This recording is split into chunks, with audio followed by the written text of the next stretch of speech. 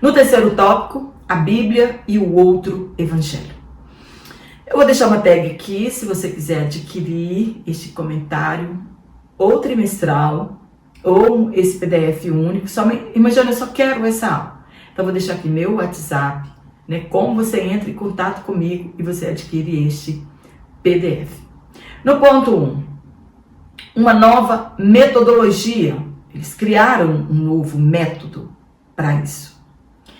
O apóstolo Paulo, ele escreveu que mesmo se ele, ou um anjo, anunciasse outro evangelho, além daquele anunciado anteriormente, seria anátema.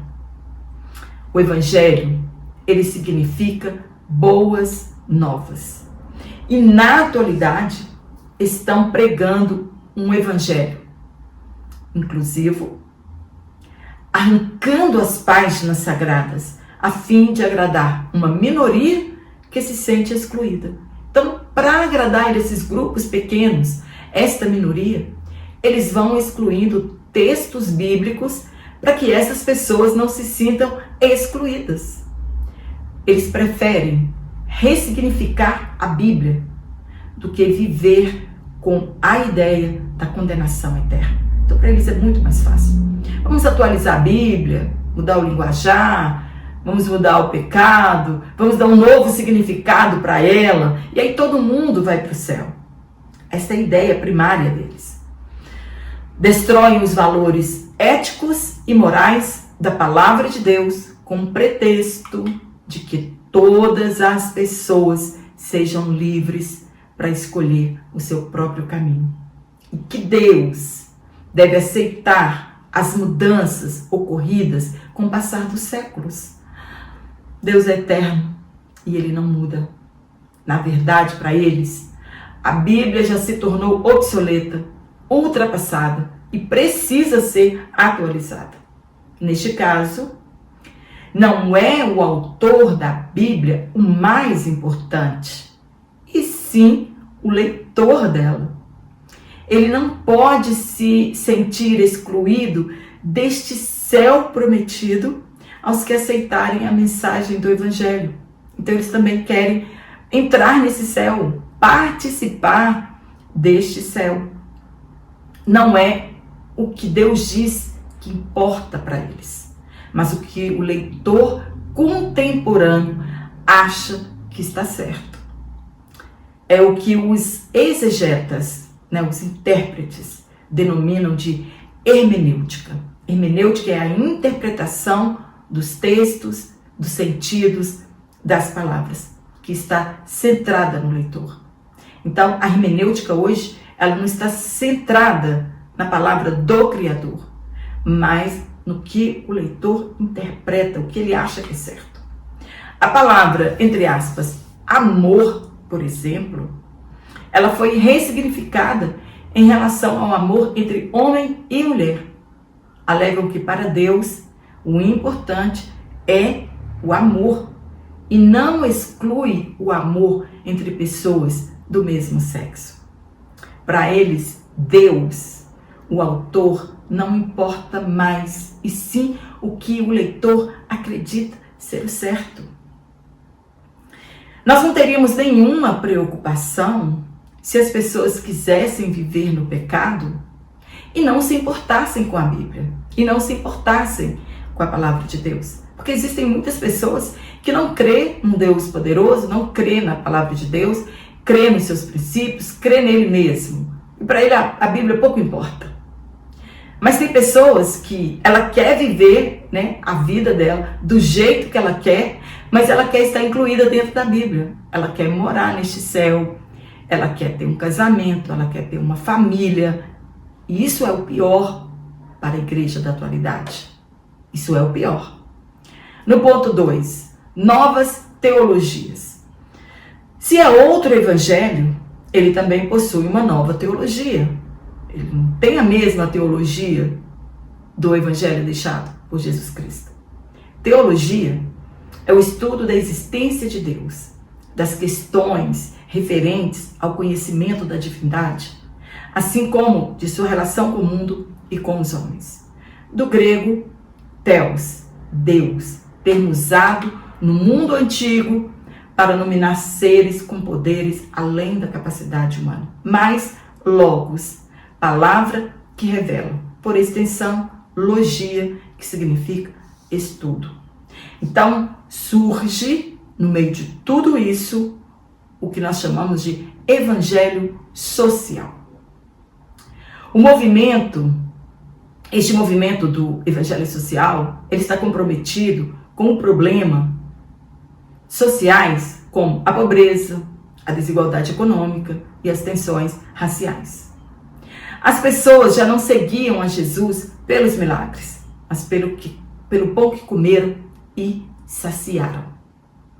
Esta é a ideia do evangelho social. É a promoção de um evangelho mais aceitável, que possa até mesmo ser admirado pelas pessoas do mundo inteiro. Seu princípio moderno deu-se nos idos de 1800 e a crença era de que o cristianismo atrairia seguidores quando demonstrasse seu amor pela humanidade. Então, são ações sociais, políticas, que são públicas, que é obrigação do Estado, do governo. A Igreja do Evangelho Social, ela tomou essa responsabilidade para si, com o intuito, de ganhar pessoas para o reino de Deus. A prática de benefícios à humanidade, ela tem comprometido a fé bíblica e desonrado a Deus. Por que isso é assim? Porque Deus não deu à igreja a tarefa de resolver os problemas do mundo. Nós não temos esta responsabilidade. Resolver os problemas mundiais, resolver os problemas da fome.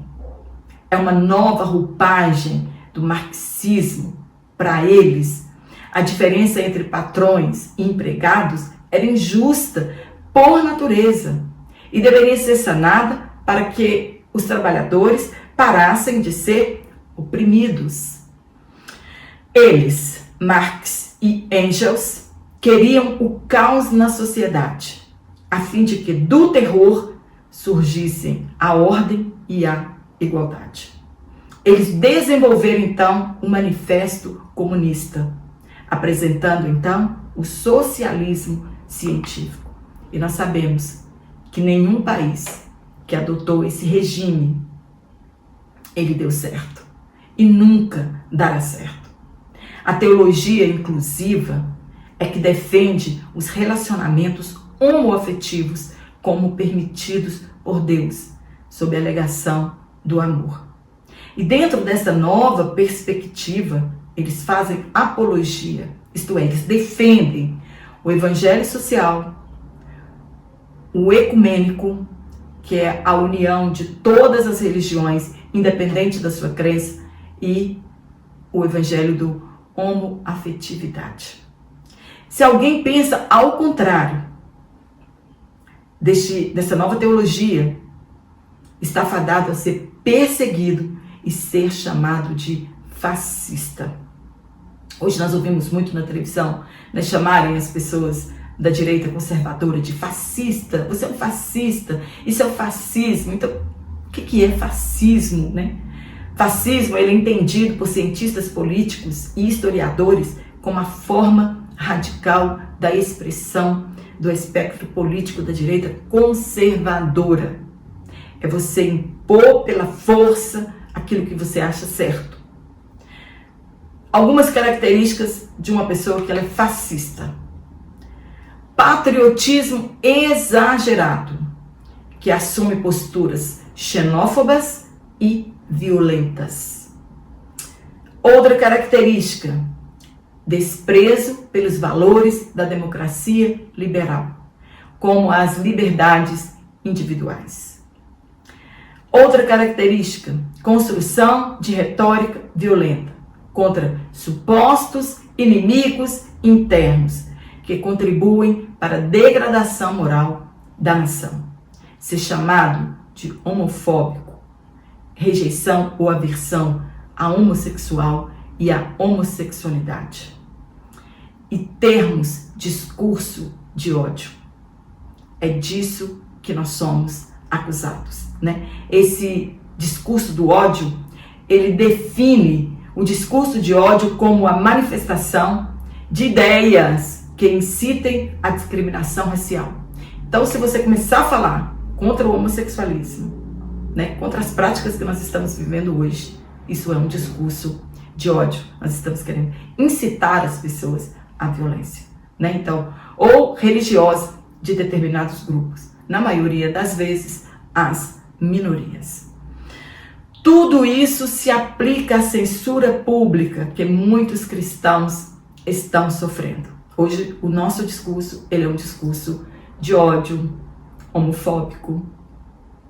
Somos proibidos de falar a verdade registrada nas Escrituras Sagradas.